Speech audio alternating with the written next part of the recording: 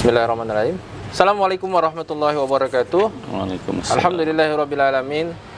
Disyukur pada Allah Subhanahu wa taala di kesempatan hari ini di bulan yang penuh berkah, di bulan Ramadan 1443 Hijriah. Kita kembali bertemu di kajian buku pilihan. Dan pada kesempatan hari ini seperti sebelumnya, bahwasanya buku yang akan kita bahas adalah buku yang sangat inspiratif, karangan dari Profesor Dr. Muhammad Rawasko Ahji yang berjudul Sirah Nabawiyah, Sisi Politik Perjuangan Rasulullah Sallallahu Alaihi Wasallam. Nah, pada kesempatan hari ini juga sama dengan sebelum-sebelumnya, kita ditemani oleh narasumber kita, penasehat Forum Literasi Intelektual Peradaban, yaitu Ustadz Gusti Orin, yang sudah ada di samping saya. Assalamualaikum Ustadz. Waalaikumsalam warahmatullahi wabarakatuh. Alhamdulillah kita bisa bertemu kembali. Alhamdulillah. Dan ini juga di bulan Ramadan, ya? Iya, betul Mas Indra. Mudah-mudahan bulan penuh berkah ini juga kita mendapatkan keberkahan dan juga berlimpah pahala, ya? Amin, amin. Dan mudah-mudahan apa yang kita perbincangkan hari ini ada inspirasi dan juga mudah-mudahan memberikan kita motivasi untuk senantiasa berpegang teguh terhadap Islam. Nah, Ustadz Orin, kita kemarin sudah cukup panjang sebenarnya pembahasan ya di buku ini saja, karena cukup lumayan lebar lah. Betul, Mas Hendra. Nah, ini kita akan melanjutkan kembali pembahasan kemarin. Yang pembahasan kemarin seputar bagaimana perjuangan Rasulullah di Makkah, ya, dakwah beliau di Makkah, kemudian dari dakwah beliau awalnya ditentang, ya, penentangan itu ada dengan bentuk provokasi, kemudian bahkan sampai dengan penyiksaan. Betul. Nah, di sini kita ingin melanjutkan, kalau saya tidak salah ingat, bahwa saya ada masa-masa di mana disebut sebagai tahun kesedihan, iya, di mana dakwah beliau kurang diterima dan juga beberapa pendukung daripada dakwah beliau meninggal. Iya. Yang ada paman beliau, ada istri beliau. Betul. Nah, mungkin bisa digambarkan dan diceritakan, Zat, bagaimana kondisi saat itu dan ada peristiwa apa yang sangat istimewa setelah kejadian di tahun-tahun tersebut. Tepat, Ustaz? Ya. Terima kasih Mas Hendra. Assalamualaikum warahmatullahi wabarakatuh. Waalaikumsalam warahmatullahi wabarakatuh. Alhamdulillah para pemirsa Flip Channel yang dirahmati Allah Subhanahu wa taala. Kita kembali bertemu pada sesi di bulan Ramadan ini. Ya. Ya. Baik, tadi memang benar gitu bahwasanya Rasulullah Shallallahu Alaihi Wasallam ketika beliau setelah mengalami penolakan paling pahit lah ibaratnya gitu ya, yang terjadi di Taif gitu. Maka kemudian kan tidak lama berselang gitu, ini diikuti oleh meninggalnya paman beliau yaitu Abu Thalib, yang selama ini tuh dari sejak beliau sejak menerima wahyu ya gitu. Kalau dari kecil kan sudah lebih ini lagi ya gitu. Paman beliau lah yang mengurusi, memelihara, merawat beliau sampai kemudian ketika menerima wahyu, paman beliau Abu Thalib inilah yang kemudian juga membela dan melindungi dakwah yang dilakukan beliau. Nah, pada tahun itu ya yang disebut dengan tahun Amul Huzni itu, yaitu tahun kesedihan itu. Nah, paman beliau ini meninggal dunia, Mas Hendra itu. Nah, jadi pamannya meninggal dunia itu. Tidak lama berselang hari juga istri beliau yaitu Khadijah gitu, yang juga sejak awal memberikan dukungan yang sangat luar biasa terhadap dakwah yang dilakukan oleh Rasulullah Sallallahu Alaihi Wasallam gitu. Maka ini juga meninggal juga gitu.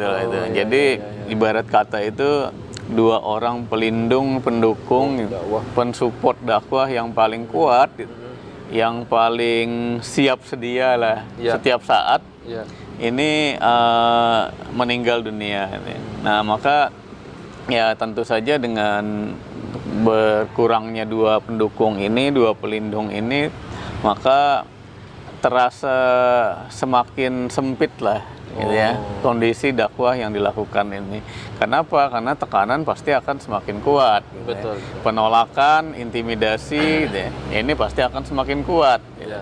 Nah, itu karena tidak ada lagi yang melindungi tadi gitu. Tidak ada lagi yang bisa membelanya, yaitu Abu Thalib tadi gitu. Karena bagaimanapun ketika masih ada Abu Thalib, maka apa istilahnya itu, ya masih sungkan lah itu orang-orang gitu kepada Rasulullah, karena masih ada Abu Thalib yang melindungi gitu kan gitu. Nah tapi setelah itu udah tidak ada. Nah maka ya ini ibaratnya berpadu menjadi satu gitu ya, gitu. Membuat kesedihan yang mendalam pada diri Rasulullah gitu. Nah maka Allah berkenan melihat kondisi itu, Allah berkenan gitu. Allah kemudian memperlihatkan gitu, ingin memperlihatkan kepada Rasulullah bahwasanya kekuasaan Allah itu luar biasa besarnya gitu. Kekuasaan Allah luar biasa besar gitu. Nah ini ibaratnya Allah memberikan satu hiburan lah gitu kepada Rasulullah gitu, untuk melihatkan kepada Rasulullah gitu, bahwasanya ini loh kekuasaanku itu. Seandainya yang menolak itu orang Taif menolak, kemudian orang-orang Makkah menolak gitu. Nah itu kecil saja ibaratnya gitu. Nah ini loh kekuasaanku seperti ini gitu. Ya, yang bisa kamu lihat gitu ya itu. Ada ya macam-macam. Nah disitulah kemudian Allah memberikan suatu ya ini juga merupakan mukjizat gitu ya bagi Rasulullah gitu. Ya, diberikan satu hadiah inilah, hiburan ini ya gitu, yaitu dengan peristiwa Isra Mi'raj itu. Peristiwa Isra Mi'raj itu ya. Setelah beberapa peristiwa tadi ya. Iya itu sekitar tahun 10 atau 11 kenabian lah itu ya. Jadi ya ada perbedaan antara tahun itu antara 10 atau 11 itu. Nah disitulah kemudian diperjalankan ya, seakan-akan Allah ingin memperlihatkan, ingin berkata kepada Rasulullah, wahai Muhammad gitu ya, jika bumi ini terasa sempit olehmu gitu, maka langit itu luas. Ya kan diajak sampai ke langit gitu ya gitu. Nah dan jika penduduk bumi memusuhimu, maka penduduk langit menyambut kedatanganmu gitu. Nih ya bagaimana kita lihat kan gitu. Itu kemudian, dan jika penduduk bumi menghinakanmu, maka kedudukanmu di sisi Allah itu sangat mulia gitu. Seakan-akan ingin berkata begitu loh, disampaikan oleh Allah. Gini loh itu. Maka ibaratnya jangan resah, jangan gelisah dengan penolakan yang dilakukan oleh penduduk di bumi tadi itu. Nah ini ya akhirnya kan benar kan, bisa kita lihat Rasulullah misalnya dirasakan dengan satu kendaraan buruk misalnya gitu kan, yang hanya berjalan dari Masjidil Haram Masjidil Aqsa itu cuman sedikit malam lah gitu kan gitu, cuma sedikit malam misalnya gitu. Dan selain itulah banyak yang dilihatkan sampai kan. Dan perjalanan itu juga kan hanya di malam itu saja kan gitu itu. Dan di malam itu saja dan mukjizat jadi. Ya mukjizat. Nah, ini juga kemudian menjadi penyeleksi keimanan lah begitu. Penyeleksi keimanan gitu, sehingga nantinya ini kan kalau tahun ke-11 misalnya, berarti kan sekitar 2 tahun lagi kan akan hijrah, maka malah tidak sampai 2 tahun gitu karena itu. Nah, kan akan terjadi peristiwa hijrah. Peristiwa hijrah itu menandai di Yathrib atau kemudian menjadi Madinah itu berdiri daulah Islam di sana itu. Nah, sehingga orang-orang yang menjadi aparatur utama, penopang dan penegak utama dari daulah Islam di Madinah itu haruslah orang-orang yang terseleksi keimanannya itu, bukan orang-orang yang memiliki keraguan-raguan. Orang yang sudah layak lah saja. Betul Mas Indra. Makanya kan ketika Isra Mi'raj ini besoknya diceritakan oleh Rasulullah, diceritakan oleh beliau itu. Jadi banyak yang tidak percaya kan gitu. Gitu. Yang sudah tidak percaya, yang sudah ingkar semakin ingkar, yang ragu-ragu menjadi ingkar gitu. Nah, yang sudah sangat percaya dengan Rasulullah menjadi semakin percaya gitu. Nah, maka ini kan sortir ya itu, Ya, ya, ya. Nah, mensortir, memilah itu. Orang-orang yang kemudian yang ragu-ragu, penuh keraguan masih gitu, ya itu disortir. Ya, ya. Nah, dia menjadi ingkar gitu, gitu. Tapi orang-orang yang sudah kuat, orang-orang yang sudah beriman, sudah yakin seyakin-yakinnya, dia semakin kuat karena ini adalah mukjizat gitu. Mukjizat, ya. Sebagaimana Sayyidina Abu Bakar kan. Ya. Nah, Gimana Ustaz? Sayyidina Abu Bakar menyampaikan ketika disampaikan oleh orang-orang, wahai Abu Bakar nih sahabatmu menyampaikan bahwasanya dia malam tadi baru dari Masjidil Aqsa itu. Padahal Iya. sebelumnya ketemu Pak siangnya gitu.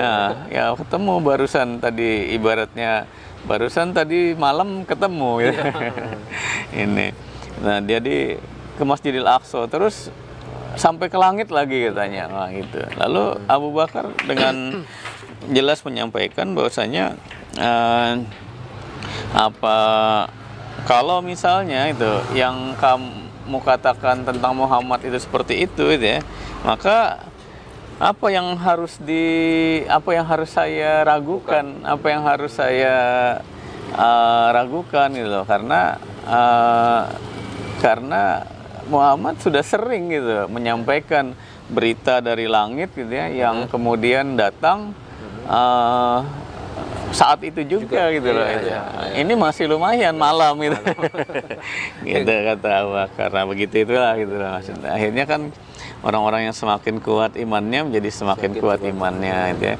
Nah, sementara proses terjadinya Isra Mi'raj dan sebagainya tidak perlu kita ulas deh ya gitu, karena sudah banyak, jelas sekali itu disampaikan. Ini kita melihat sisi lainnya gitu, seperti itu. Tadi seperti sampean sebutkan sisi lain yang mungkin sedikit pernah disampaikan beberapa tabligh akbar dan sebagainya ya. Betul. Di dalam buku ini ya, itu ada membahas tentang Isra Mi'raj dalam berbagai dimensi. Iya. Ada dimensi politik, sosial, dan spiritual. Mungkin sedikit digambarkan bagi pemirsa sekalian. Nah, ini Isra Mi'raj ini maknanya dalam dimensi politik itu seperti apa gitu ya Pak? Iya betul Mas Hendra. Jadi memang gitu ya, tadi Pak Profesor Waskol Ahji ini menyampaikan gitu bahwa Isra Mi'raj itu memiliki beberapa dimensi gitu ya, yang bisa diambil pelajaran atau ibrohnya di sana. Itu yaitu ada dimensi politik gitu ya, itu pertama seperti itu ya, dimensi politik. Nah, dimensi politik tuh kayak gini sebenarnya itu. Jadi dulunya itu ya. Jadi sebelum Islam itu datang itu, kepemimpinan dunia itu berada pada kekuasaan Bani Israel gitu. Nah, jadi Bani Israel lah yang memegang kepemimpinan dunia gitu. Karena agama-agama samawi yang ada yaitu Yahudi dan Nasrani itu kan diturunkan kepada Bani Israel kan gitu. Agama-agama Bani Israel. Lalu seiring waktu gitu ya, itu Yahudi dan Nasrani ini yang merupakan agama yang diturunkan pada Bani Israel tadi, itu seiring waktu mengalami perubahan demi perubahan gitu, revisi demi revisi, koreksi demi koreksi. Siapa yang melakukan itu? Tentu bukan Allah Subhanahu wa taala yang mengkoreksikan gitu, merevisikan, tapi adalah orang-orangnya gitu lah itu. Jadi para rahibnya gitu ya, gitu, para pendetanya gitu. Itulah yang melakukan perubahan-perubahan. Nah, sehingga secara sistem aturan juga keduanya ini juga tidak memiliki kemampuan lagi gitu lah, untuk memimpin dunia gitu kan, keseluruhan umat manusia. Karena dulunya diturunkan untuk Bani Israel kan gitu. Sementara ya keperluan saat ini, kebutuhan saat ini adalah untuk memimpin seluruh umat manusia itu. Nah, maka dia menjadi tidak layak lagi atau tidak cocok lagi untuk melakukan itu. Ditambah lagi yang tadi ya, ditambah perubahan-perubahan yang terjadi sehingga mendistorsi atau membuat rancu gitu, agama itu. Yang satu berbeda, ayat satu beda dengan ayat lain gitu, dan sebagainya ini yang terjadi seperti itu gitu. Nah, kemudian juga para orang-orangnya itu, pemeluknya itu juga semakin tidak peduli itu, Menjauh. dengan semakin menyia-nyiakan gitu. Nah inilah yang kemudian gitu ya semakin tidak kokoh lagi kedua agama ini gitu ya itu. Nah maka otomatis kalau seperti itu ya kan tidak ada yang final ya di dunia ini gitu. Ya, jadi tidak ada yang harga mati itu tidak ada itu loh itu. Nah, yang di dunia ini nggak ada yang harga mati itu ya. Ya, sesuatu yang dianggap harga mati bisa diamandemen. Ini. Nah, jadi begitu. Nah, karena tidak ada yang harga matinya itu, tidak ada yang finalnya itu, maka kemudian gitu, ketika terjadi kerusakan, maka dia harus diganti gitu loh. Gitu. Kalau terjadi kerusakan harus diganti. Nah, karena itulah kedua agama samawi ini, Yahudi dan Nasrani yang sudah demikian rusak itu, maka dia harus mengalami pergantian gitu. Nah, pergantian itulah gitu yang kemudian diserahkan kepada Rasulullah Shallallahu Alaihi Wasallam gitu. Nah, itulah yang diisyaratkan gitu dengan menjadi imam gitu. Ketika Rasulullah SAW menjadi imam sholat bagi para nabi-nabi terdahulu itu. Nah, jadi di situ yang diinikan gitu ya. Jadi apa itu dimensi politiknya begitu. Nah, dimensi politik tadi itu yaitu tadi isyaratnya itu, isyarat politiknya itu yaitu ketika Rasulullah tampil menjadi imam dan beliau diikuti oleh dimakmumi oleh para nabi-nabi terdahulu. Ya, ini bisa diartikan sebagai pengakuan gitu kepada bahwasanya ya kami siap sudah gitu, umat-umat kami ini siap untuk dipimpin kamu gitu. Kami sebagai pemimpin mereka ini menyerahkan dah, karena kami serahin imam ini kepadamu itu. Nah, jadi seperti itulah dimensi. Ya, kurang lebihnya dimensi politik itu ya. Itu dimensi politik, berarti Rasulullah ya sebentar lagi atau saat itu memang menjadi memimpin lah. Iya, betul. Nah, kalau dimensi yang lain, dimensi bisnis ada dimensi sosial. Satu juga yang disampaikan oleh beliau yaitu adanya dimensi sosial dalam hal ini. Nah, jadi dimensi sosial. Dimensi sosial ini kalau para nabi terdahulu itu kan diutus untuk umatnya saja untuk bangsanya saja, untuk baninya saja Nah, itu. Nah, sementara Rasulullah SAW itu diutus untuk seluruh umat manusia. Seluruh umat manusia. Ya. Jadi inilah yang diisyaratkan juga dari sholatnya beliau tadi di Masjidil Aqsa itu ya. Sesungguhnya sholat beliau dengan para nabi ini inilah yang memberikan isyarat bahwasanya Rasulullah SAW akan memimpin seluruh umat manusia tanpa membeda-bedakan lagi suku, ras, warna kulit, bangsa dan lain-lain, tanpa membeda-bedakan itu. Nah, kenapa? Karena tadi kan diikuti oleh para nabi yang diutus untuk umatnya masing-masing, kaumnya masing-masing. Jadi terbatas pada kaumnya, terbatas pada baninya, terbatas pada bangsanya itu. Nah, lalu kemudian dengan Rasulullah mengimami, kemudian mereka menjadi makmumnya, maka ini juga menjadi pertanda, menjadi isyarat bahwasanya Rasulullah akan memimpin seluruh umat manusia tadi ini. Nah, memimpin seluruh umat manusia, tidak membeda-bedakan lagi bangsa itu seperti apa. Makanya kan kita akhirnya mengenal dalam sejarah Islam para punggawa Islam dalam sejarah Islam itu berasal dari berbagai bangsa itu. Coba kita lihat di zaman Rasulullah sajalah, misalnya selain beliau dan para sahabat yang orang Arab ada Bilal misalnya, Bilal bin Robah yang orang Afrika, orang Habasyah Nih. Jadi ada di situ Kemudian juga ada Salman Al-Farisi, nah yang orang Farsi itu. Persia, ya. Nah, jadi ini menunjukkan memang Islam yang dibawa oleh Rasulullah ini benar-benar untuk seluruh umat manusia tanpa membeda-bedakan lagi warna kulit dan lain sebagainya. Tidak rasis gitu loh. Ya, tidak rasis dia. Nah, berbeda yang lain gitu. Ya, dalam sejarah umat manusia selain Islam rasis gitu. Makanya selalu ada kasta-kasta gitu kan gitu. Ada kasta tertinggi, terendah, menengah, terendah gitu. Kemudian juga ada perbedaan ras ini lebih tinggi dari ada ini. Makanya dulu kan ras Arya misalnya bangsa Jerman itu merasa lebih unggul daripada ras lainnya itu. Nah, kemudian juga kulit putih lebih merasa jumawa, lebih merasa hebat daripada kulit hitam gitu dan sebagainya. Itu terjadi begitu itu loh itu. Ini tapi dalam pandangan Islam semua itu tidak ada gitu. Tidak ada gitu lah itu. Nah, karena tidak ada perbedaan-perbedaan begitu itu dalam pandangan Islam ini. Luar biasa. Sehingga inilah yang mendudukan bahkan tidak cuma rakyatnya ya Islam itu.